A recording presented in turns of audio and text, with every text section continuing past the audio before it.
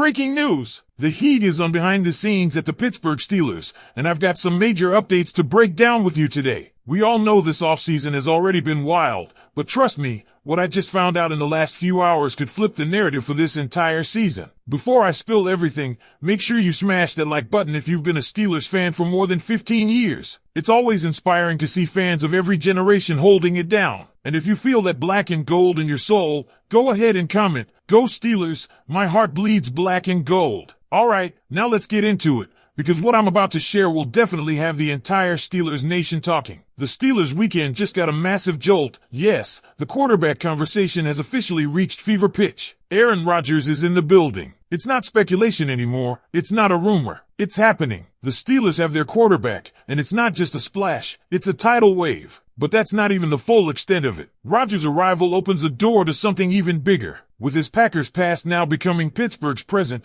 there's chatter, real, legitimate chatter, about bringing another Green Bay cornerstone to the Steel City, former Pro Bowl cornerback Jaire Alexander. Let that marinate for a second. Alexander, at just 28 years old, is set to be released by the Packers after they couldn't find a trade partner. He's got a Super Bowl caliber resume, and while his last 2 seasons were plagued by injuries, only 14 games played in total. When he's on the field, there are few better at locking down wide receivers. He's a proven playmaker, a 2-time Pro Bowler, and yes, there are injury concerns, but make no mistake, this is the kind of player who can transform a defense. So now the question becomes, should the Steelers go after him? There's no doubt that Pittsburgh's secondary, while promising, isn't set in stone. You've got Joey Porter Jr., the rising star who's cementing his place. Darius Slay, the seasoned vet who's brought leadership and grit. Then you've got names like Corey Trice, Brendan Eccles, and Beanie Bishop, all intriguing, all developing, but none guaranteed. Adding someone like Jaire into that mix changes the math completely. But let's keep it real, Alexander doesn't come without risks. He's missed significant time,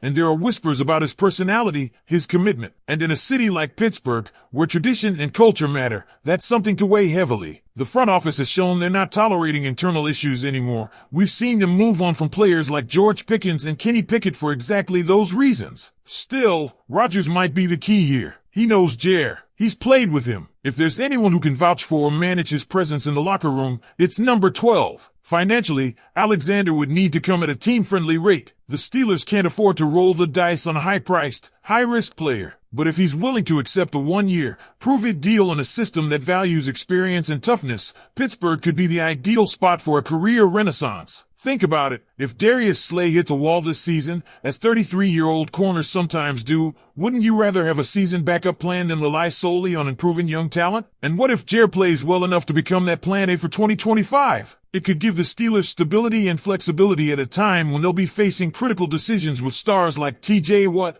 Minkah Fitzpatrick, Alex Highsmith, Patrick Queen, and others all nearing new deals or contract years. Let's flip to the offense for a moment, because Rodgers doesn't just bring experience, he brings possibilities. One name that's buzzing right now is Calvin Austin III. This could be the season where he breaks out, and a huge reason for that is Rodgers' preference for 3 wide receiver sets and working the middle of the field, something the Steelers haven't had success with in years. Austin, who racked up over 500 yards last season, could see a surge in opportunities with Rodgers under center. Remember, when the Steelers drafted Calvin Austin, they didn't even need a wide receiver. He was just too talented to pass up. Now, with Rodgers' arrival, that decision could pay off in a major way. Think of Austin streaking up the seam, making defenders miss, becoming a true weapon, not just a gadget player. Rodgers has a history of spreading the ball around and elevating the talent around him, and Austin is poised to benefit the most from that. But here's the real kicker. This isn't about Rodgers needing to be an MVP. It's about him being just good enough, better than the quarterbacks the Steelers have tried to win with over the past several years. He doesn't have to carry this team. He just needs to unlock the offense's full potential. That means maximizing players like Pat Freiermuth,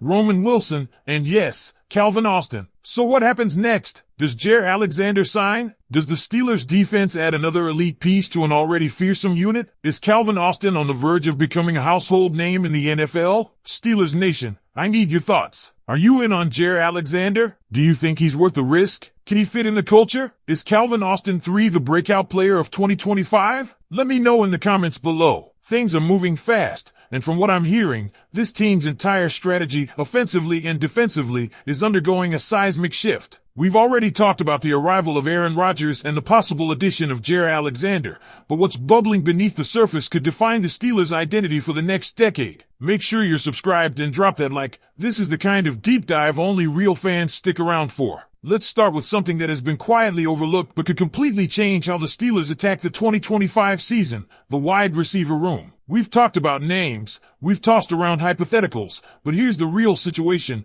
Pittsburgh's WR2 spot is up for grabs, and the coaching staff is watching every route, every cut, every rep. Who's on their radar? The focus isn't just on who's already in-house like Roman Wilson or Calvin Austin, it's also on a short list of possible trade or free agent additions. One name that's floated to the top? Gabe Davis. The former Bills wideout had a visit with the Steelers, and while he walked away without a deal, which usually isn't a good sign, there's more to the story. I'm told his medical evaluations were a big part of why the team hesitated. But here's what you need to know. The Steelers aren't closing the door. Davis may not be ready right now, but Pittsburgh is keeping him on the radar. If he checks out medically by late July, don't be shocked if a deal gets done quickly. Why Gabe Davis? He's a big-bodied, physical outside target with playoff experience and red zone production. He complements Calvin Austin's speed and Roman Wilson's versatility. He brings something Pittsburgh hasn't had in a while, a legit X-receiver who can fight for contested catches and be that third down, move the chains guy. You add that to Rodgers' ability to manipulate defenses,